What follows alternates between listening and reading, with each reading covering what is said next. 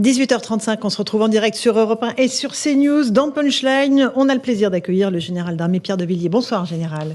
Bonsoir, Laurence Ferrari. Merci d'être là pour Parole d'honneur, ce livre que vous éditez chez Fayard, Chose Vue. Lettre à la jeunesse, c'est vraiment le leitmotiv de ce livre. C'est cette adresse à la jeunesse française en qui vous avez foi alors qu'on la dénigre, en qui vous mettez de l'espérance alors qu'elle est désespérée. Et c'est important, on va en parler au cours de cette émission. On est aussi toujours avec Louis de Ragnel, chef du service politique d'Europe 1, qui m'accompagne dans cette émission.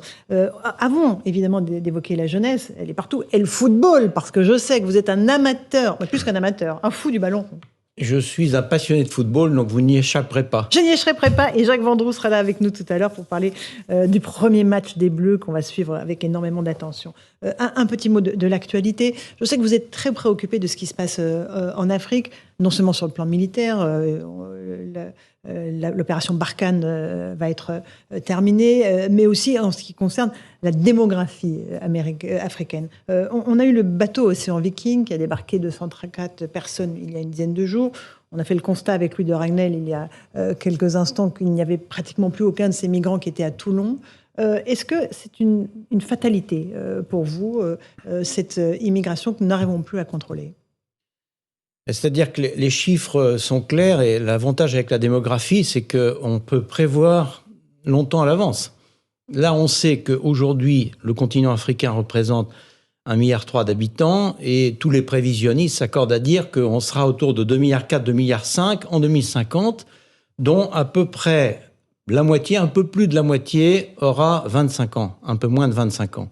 Donc, à partir de là, on voit bien, compte tenu de la pauvreté de ces pays, par exemple le Niger, que je connais bien, 7 enfants par femme, un des pays les plus pauvres du monde, où sévit le terrorisme et la sécheresse avec le réchauffement climatique, il y aura forcément une forte pression du sud vers le nord, et il faut s'y préparer. Et on voit bien aujourd'hui que, dès aujourd'hui, la situation devient intenable. Alors, moi, je suis un homme d'humanité. Je pense qu'on ne peut pas continuer à accueillir des personnes dans la détresse et la pauvreté telle qu'on le fait aujourd'hui. Il suffit d'aller porte de la Chapelle et on constate que ce n'est plus possible. Donc il faut prendre des mesures. La première, c'est les passeurs. Je crois qu'il faut faire la guerre aux passeurs qui utilisent cette pauvreté en utilisant l'argent de ces pauvres gens qui traversent. Et là, il y a des mesures à prendre urgentes. Et puis ensuite, il faut prendre de la hauteur et avoir une vraie politique de développement, puisque la sécurité ne suffit pas dans ces pays. C'est le développement qui compte pour que ces populations préfèrent rester légitimement dans leur pays plutôt que de fuir vers le nord. Une petite question de Louis Ragnel et après on avance. Justement, sur les questions de développement, la France a une agence, l'Agence française de développement, et puis on voit bien depuis plusieurs années, la stratégie de la France était pas très claire. C'est-à-dire que dès qu'on investit un peu trop dans un pays en Afrique, on est accusé de néocolonialisme, et puis dès qu'on n'intervient pas, souvent, les pays qui sont souvent des anciennes colonies ou des anciens territoires français nous appellent à l'aide parce qu'il faut sauver un chef d'État, parce qu'il faut soutenir un gouvernement, et du coup, on ne sait plus sur quel pied danser. Là, objectivement, par exemple, s'agissant du Mali, ce qui est dramatique, et c'est pas du tout pour la partie militaire, mais pour la partie politique, c'est qu'on se fait un peu chasser quand même par une junte qui a tout fait pour qu'on parte et qui, aujourd'hui, négocie avec les mercenaires de Wagner. Général de Villiers. Oui, on a en quelque sorte obtenu des succès militaires incontestables contre le terrorisme, mais on a perdu la paix. On n'a pas réussi à gagner la confiance des populations, à restaurer un État et à mettre en place des structures qui soient capables de gagner cette paix. C'est là-dessus qu'il faut réfléchir. Vous savez, depuis 30 ans, quand on regarde, dans chacune des crises, à chaque fois, on a obtenu une victoire militaire. Et à chaque fois, quelques années après, on s'aperçoit que cette victoire militaire n'a pas réussi à gagner la paix, la stabilité, la confiance, le bonheur des populations. Donc il faut réfléchir au plan international avec l'ordre international, les structures chargées de ce rétablissement de la paix. Et en France, il faut réfléchir évidemment en interministériel pour améliorer notre capacité d'instaurer la sécurité et simultanément, dans l'espace et dans le temps, la paix, la paix, c'est-à-dire le développement pour les populations. Général de Villiers, j'aimerais qu'on parle à présent de l'Ukraine. Là aussi, vous êtes très préoccupé par ce qui se passe dans ce pays. On va faire le point sur l'avancée des troupes de part et d'autre. Et puis j'aimerais qu'on parle ensuite de l'armée française. Mais d'abord, Sandra Tchombo pour un point sur ce qui se passe en Ukraine. Sans eau ni électricité depuis plusieurs semaines, les habitants de Kherson vont désormais en puiser dans le fleuve Dniepr qui borde la ville, malgré la menace russe permanente.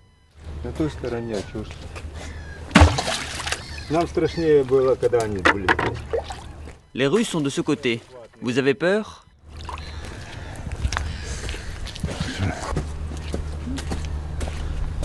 Nous étions plus effrayés quand ils étaient ici. Ils tiraient sur tout le monde de ce côté, de façon chaotique. Cette situation invivable a entraîné l'évacuation partielle de la ville ce lundi. Elle pourrait perdurer selon les autorités. L'évacuation totale n'est pas prévue. Cependant, nous envisageons une telle possibilité si la situation s'aggrave ou si nous ne pouvons pas résoudre les problèmes d'utilité. De son côté, l'Organisation mondiale de la santé alerte. Nous nous attendons à ce que 2 à 3 millions de personnes supplémentaires quittent leur maison à la recherche de chaleur et de sécurité. Cette situation a déjà des répercussions sur le système de santé et sur la santé de la population. Pour faire simple, cet hiver sera une question de survie. Le gouvernement ukrainien s'est engagé à assurer le transport, l'hébergement et les soins médicaux des personnes évacuées, en donnant la priorité aux femmes, aux enfants et aux personnes âgées. Général de Villiers, ce qui se passe en Ukraine, évidemment, est un drame, possiblement humanitaire, 2 à 3 millions de personnes qui pourraient encore quitter leur pays faute de nourriture, d'électricité. Est-ce qu'il y a une issue que vous voyez ou pas du tout, à l'heure où on se parle, vu l'équilibre entre les forces russes et ukrainiennes? Oui, c'est la guerre et on redécouvre ce que c'est que la guerre avec ses horreurs.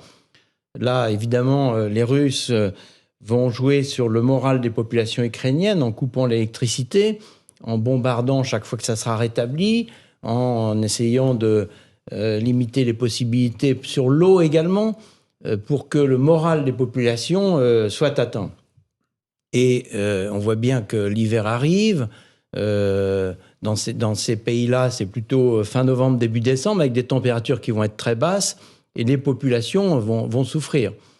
Ce qui fait la force de l'Ukraine aujourd'hui, c'est certes son armée, sa capacité militaire, mais aussi la défense du pays en armes. Cette cohésion nationale retrouvée. Et évidemment, les Russes vont essayer de jouer là-dessus pour saper le moral.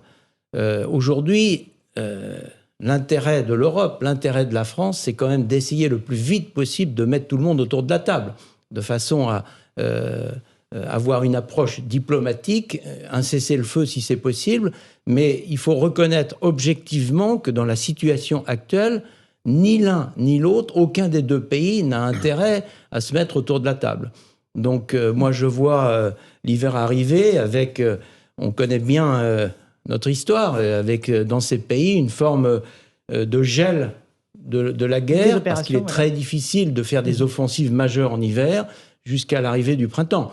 Je pense que c'est la stratégie russe, de façon à récupérer ensuite les personnels qu'ils auront formés depuis la mobilisation et être capable d'inverser le rapport de force au plan militaire en espérant des divisions de la population liées justement à ces difficultés hivernales. Et l'armée française dans tout ça, Général de Villiers, vous l'évoquez dans ce livre Parole d'honneur, vous dites qu'elle est formée, elle est formidable, beaucoup de jeunesse à l'intérieur de nos armées, mais combien de temps notre pays tiendrait-il face à une guerre de haute intensité comme celle à laquelle on assiste en Ukraine? Combien de temps? Combien de jours? Combien d'heures?